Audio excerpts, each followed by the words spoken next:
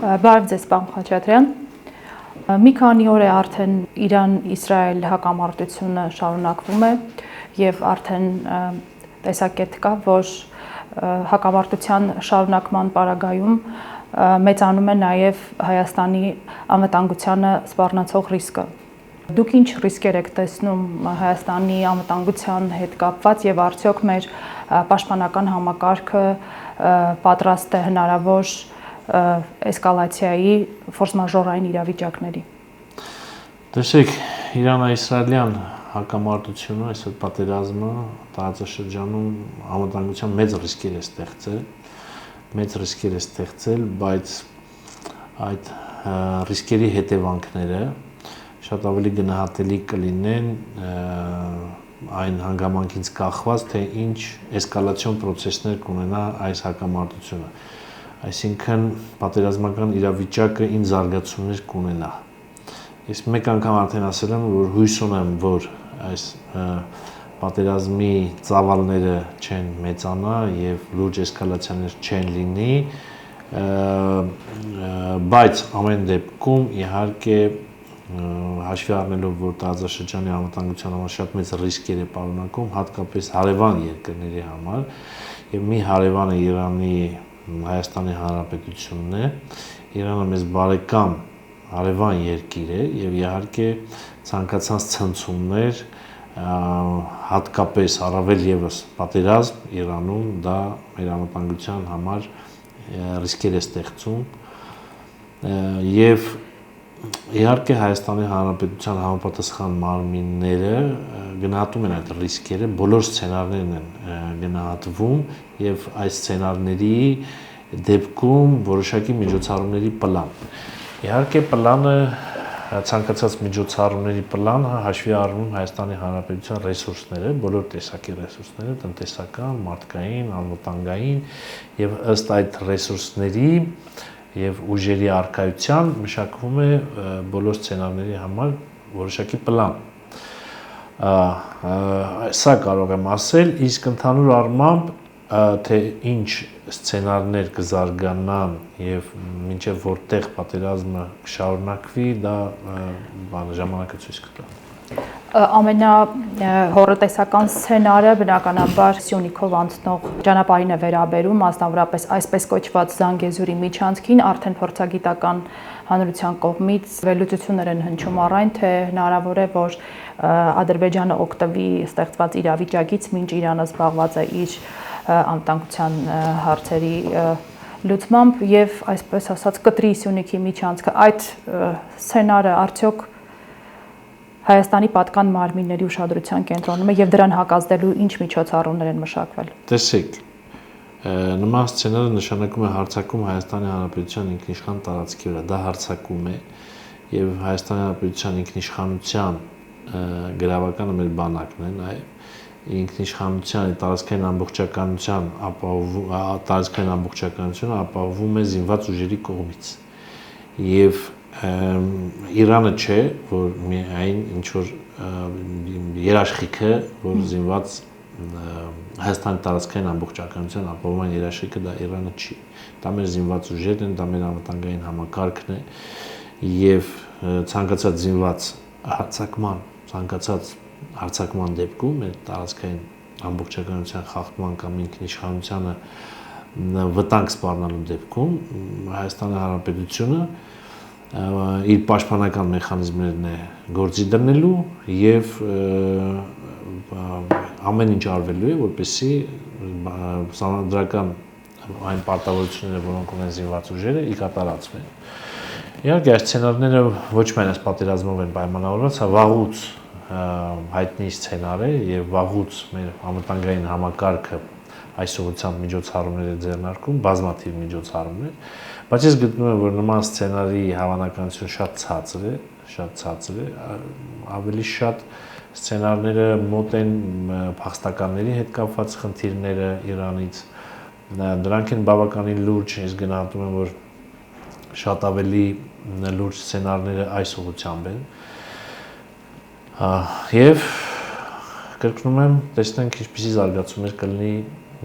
այս պատերազմական իրավիճակում։ Ես այս սցենարը հարցակում Հայաստանի ինքնիշխան տարածքի վրա գնահատում եմ շատ ցածր հավանականությունը, բայց ամեն դեպքում իհարկե մեր զինված ուժերը այսօր իզորու է մեր ռեսուրսների սահմաններում պաշտպանել Հայաստանի Հանրապետության տարածքը։ Մենք այս տարիների ընթացքում շատ բարեփոխումներ ենք իրականացնել զինված ուժերում եւ 44 օրյա պատերազմից հետո ստեղծված ծանր վիճակը մեր զինված ուժերում շատ հնարավորինս արագ փորձել ենք շտկել եւ այսօր մեր բանակը իր բարեփոխումների եւ զարգացման ակտիվ փուլի մեջ է եւ այս պահի դրությամբ էլ մենք իզորու ենք պաշտպանել մեր տարածքային ամբողջականությունը։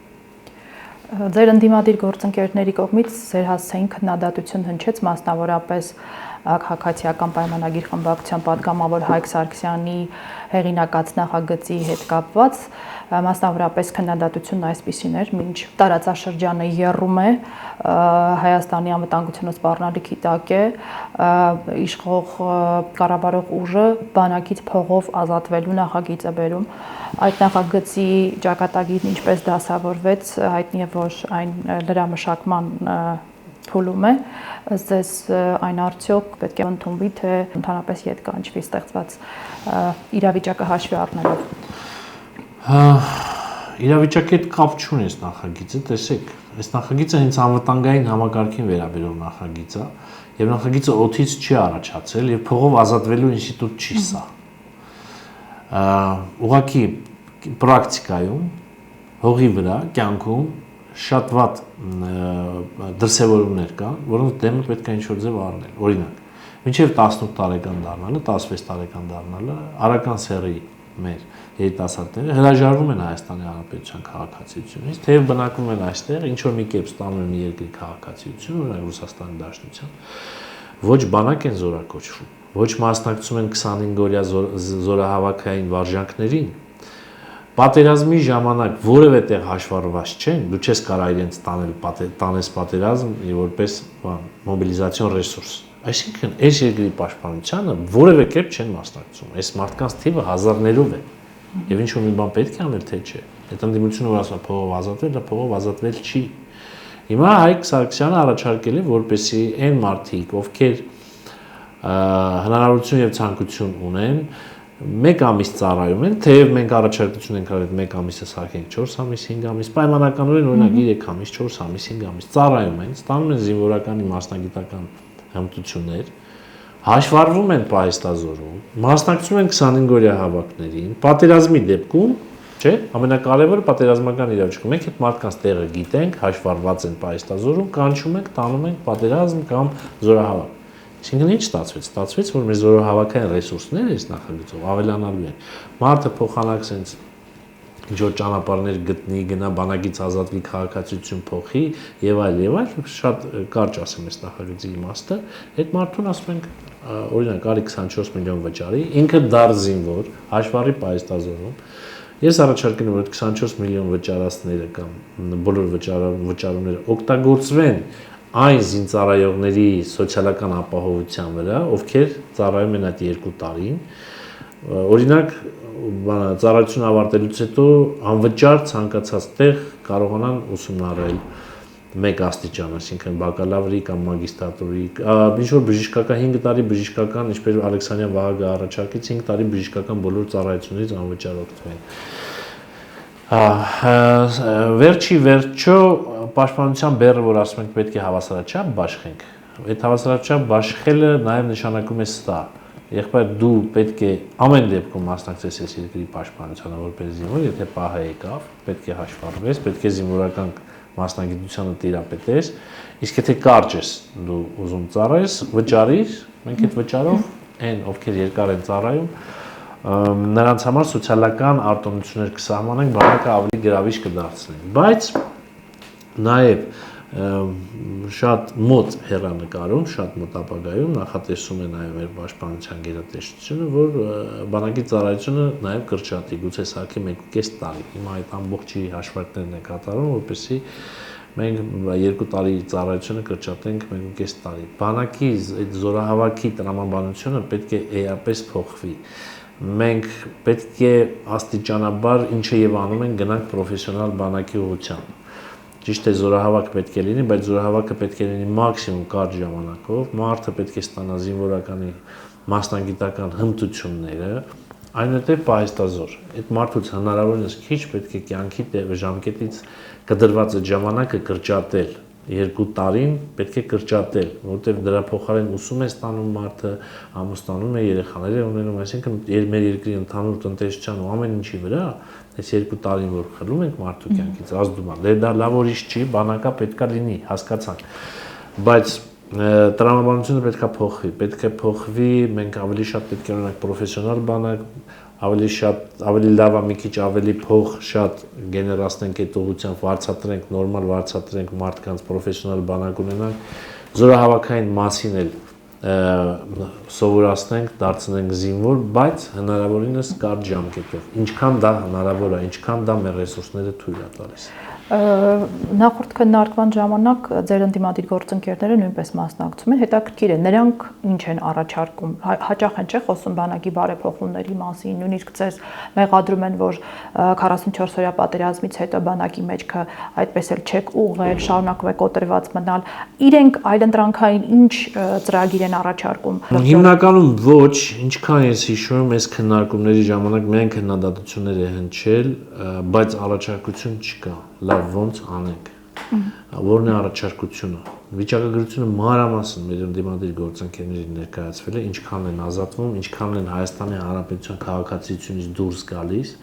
Այսօր մտնում ես ինստիտուտներ, համալսարաններ, մենք այդ վերլուծությունը արել ենք ծածուկ եւ անձնական միջոցներով, հնարավորություններ 10 տղա արական սերի ուսանողից մեկ է տեսնում ես 3-ն է ծառայել, 7-ը չկան, ինչ որ երկուսը հիվանդ են, մի քանիսը Հայաստանի քաղաքացի չեն, ապրում են ստե, օգտվում են մեր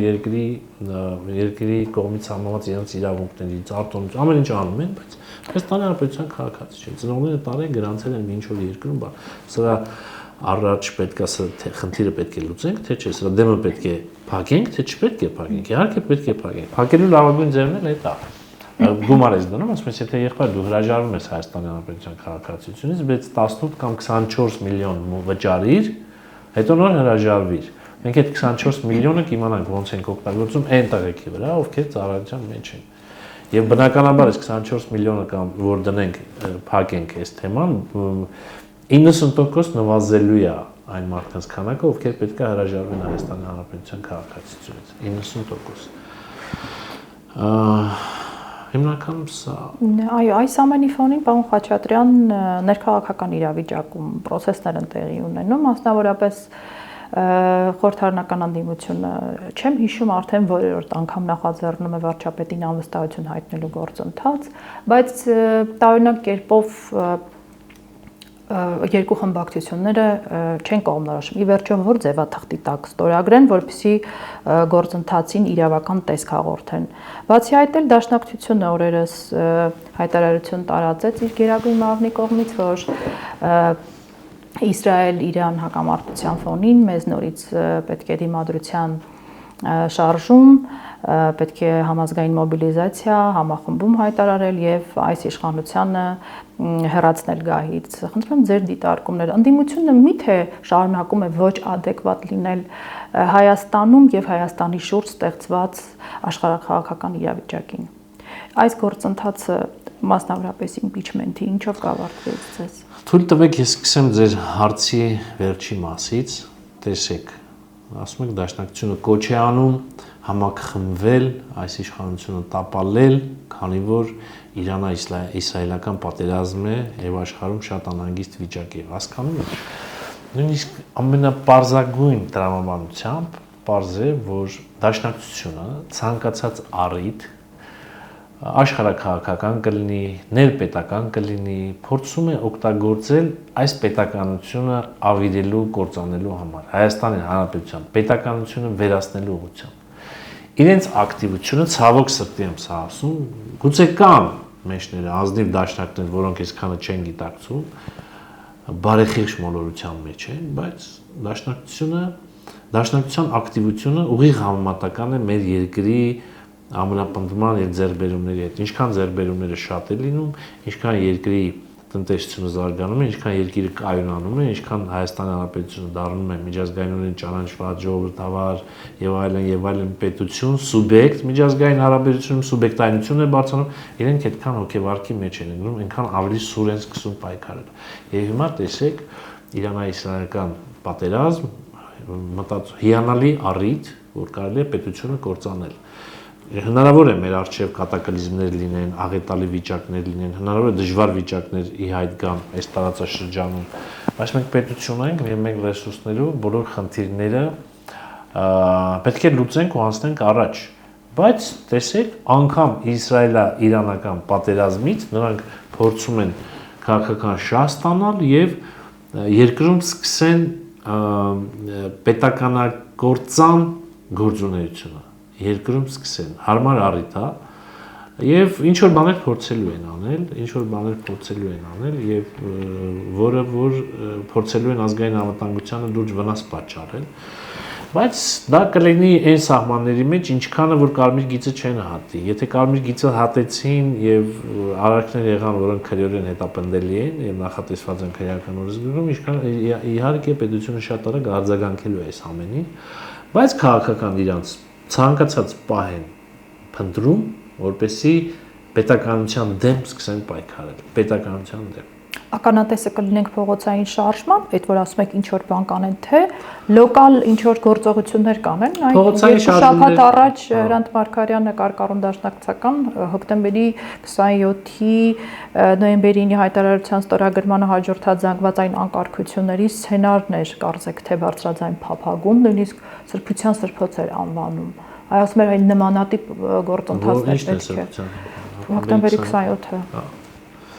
Հաշվի առնելով դաշնակցության անցած ուղին եւ ձեռագիրը հնարավոր է, որ փողոցային շարժում չնախաձեռնեն, հաշվի առնելով, որ չունեն հանրային պատշաճ աջակցություն եւ մի քանի անգամ փորձել են ու ձախողել։ Հնարավոր է անցնել լոկալ ընդհատակյա ինչ որ։ Իհարկե, ես չեմ բացառում, այո, հնարավոր է, որ լոկալ եւ ընդհատակյա պայքարի միջոցներ ձեռնարկեն եւ դա նույնիսկ չեն զսպում որոշ գործիչներ, դրանց Մարգարյանը որ ասում եք, մեկը ինքը չեն զսպում եւ հանրային ասում են, որ հոկտեմբերի 27 դա պորտքում էր եւ այլ, այսինքն գլխատվեց մի ամբողջ երկիր։ Մեր երկրի պատմության անունը 30 տարով հետ գնացինք, ճահճի մեջ մխրճվեցինք ամբողջ ազգով այդ հոկտեմբերի 27-ից հետո եւ դաշնակցականը այսօր ասում է, որ դա պորտքում է, դա այսինքն արդարացնում է այդ սպանությունը։ Եթե մի մարդ արդարացնում է սպանությունը, նա ուրեմն ազատության մեջ շատ երկար չի գտնվի հաստատ։ Դա ասեմ, այո, ներքին դիմադրության դրսևորումներ հաստատ կտեսնենք, կարծում եմ, բայց պետք է ասեմ հետեւյալը, որ մեր անվտանգային համակարգը այսօր բավականին պրոֆեսիոնալ է գործում եւ բոլորի շարժը որոշակի օպերատիվ հսկողության տակ է, այն ինչը որ կարա օպերատիվ հսկողության տակ լինի եւ եթե պետականության համանդրական կարգի դեմ ինչ որ գործողություններ լինեն, ես կարծում եմ, որ դրանք ժամանակին կնախականխվեն եւ հետևանքներ չեն ունենա։ Այսքանը կարող եմ ասել, ամեն դեպքում շատ ցավալի է, որ ունենք քաղաքական ուժ, որը պայքարում է ուղղակի պետականության դեմ, պետության դեմ։ Պետությունը գենետիկորեն, կենսաբանորեն իրենց համար անընդունելի կազմակերպություն է։ Իհարկե, դա իրենք փորձում են խոսանավել, բայց իրենց գործողություններից շատ պարզ է դա։ Թերևս վերջին հարցը, պարոն Խաչատրյան, մի քանի շաբաթ ականատեսը եղանք վարչապետ Մայրաթոր հեռակաբանավեճին, վստահ եմ հետևել եք Նիկոլ Փաշինյանի Facebook-յան գրառումներին, մասնավորապես կաթողիկոսին ուղված, թե նա կուսակրոնության ուխտը խախտելու հիմքով պետք է ազատի վեհարանը, մեզ նոր կաթողիկոս է հարկավոր, նաև նոր կաթողիկոս ընտրելու հանձնախումբ ձևավորելու մասին խոսվեց։ Ըստ ձեզ ինչով կավարտվի այս նախաձեռնությունը հանձնախումբ ձևավորելու եւ արդյոք կաթողիկոսը կանսա վարչապետի հորդորին այս գործընթացի ելքը ձեր դիտարկմամբ ինչպեսին կլինի եկեղեցին օրերս միջոցառում էր կազմակերպելի պատասխան վարչապետի հայտարարությունների եւ անդրդվելի էր, ասաց, որ դա մեր ներքին խնդիրն է, թող վարչապետը չխառնվի մեր ներքին հարցերին, մենք ինքնավար մարմին ենք, ինչպես կորոշենք, այդպես էլ կլինի եւ կուսակրոնության ուխտի խախտման թեման օրակարգային չէ իրենց համար։ Այստեղ են սխալվում, որ դա իրենց ներքին հարցն է եւ ինչպես ուզեն, այնպես է կվարվեն եկեղեցու հետ, եկեղեցականները եկեղեցու հետ։ Եկեղեցին հայ ժողովրդինն է, եկեղեցականները այն մարդիկ են, ովքեր ծառայության են ասում եկեղեցում, համաձայն եկեղեցական կանոնագրքի։ Եթե կանոնագրքի նորմերը խախտվում են եւ իրենց ծառայությունը կանոնագրքով կարգավորված չէ, հետեւաբար այս իրավիճակը ուղիղ վնասում է հայ առաքելական եկեղեցուն եւ պետությունը չի կարող դիտորդի դերում լինի, տեսնի, որ եկեղեցում անիրավություններ են տեղի ունենում, անիրավություն, կանոնադրային հարաբերություններ են խախտվում, կանոնագրքի նորմեր են խախտվում, այն կանոնագրքի, որը դարերով գործել է մեր հայ առաքելական եկեղեցում։ Իհարկե, որպես պետությունը պետք է նաև որոշակի միջամտություն անի։ Միջամտությունը այն առումով, որ գոնե պետք է օբյեկտիվ իրականությունը ներկայացնի հանրությանը, որպեսզի հանրությունը որոշում կայացնի։ Իսկ ինչ սա եկեղեցում պաշտպանությանը ուղղված լուրջ միջոցառում է, եկեղեցու պաշտպանությանը։ Հիմա ուզում են փոխեն տանեն, որ սա հարձակում է եկեղեցու դեմ հարձակում չէ, սա եկեղեցուն պաշտպանությանը ուղղված միջոցառում, այսինքն պետությունը փորձում է պաշտպանել եկեղեցին, պաշտպանել այն պաշտոնյաներից եկեղեցական, ովքեր իրավունք չունեն այդ եկեղեցում այդ պաշտոնները զբաղեցնել։ Բնականաբար մենք չենք կարող նստել եւ հանդարտ բան։ Իսկ եթե սա շարունակական լինի, արդեն սա ընդհանուր կազդի եկեղեցական պաշտոնյաների հեղինակության վրա, սա կազդի նաեւ ընդհանուր հայ ժողովրդի վրա, ինչպես նաեւ մենք տեսնում ենք այսօր աղանդավորական շարժումները շատ են, այս մեկ են, մենք նաեւ կարծում եմ, որ եւս գլուխ կբարձրացնեն, ավելի մեծ ծավալների կհասնեն այս աղանդավորական շարժումները, որոնց դեմ պայքարը հենց եկեղեցու կողմից բավականին արդյունավետ չի իրականացվում, արդյունավետ, որը որ իրենց ամենակարևոր հարցերից մեկն է։ Վարչապետի հորդորին կհետևի կաթողիկոսը կազատի պեհարանաց, հույս ունեմ, որ այո, որտեղ վարչապետի հորդորը չտա, միայն սա հայ ժողովրդի մեծամասնության հորդորն է։ Սա հայ ժողովրդի որակյալ մեծամասնության հորդորն է, սա միայն վարչապետի հորդորը չէ, վարչապետը սա ժողովրդից ընտրված, ժողովրդի կողմից նշանակված պաշտոնյա է, որը իրավունք ունի ժողովրդի անունից հանդես գալ։ Հիմա ժողովրդի անունից հանդես է գալիս եւ սա ամբողջ ժողովրդի կարելի ասել բանն է, ցանկությունն է եւ հավատավոր հոտի։ Շնորհակալություն, պարոն Խաչատրյան։ Չմոռանաք հավանել տեսանյութը եւ բաժանորդագրվել Civic AM-ի YouTube-յան էջին։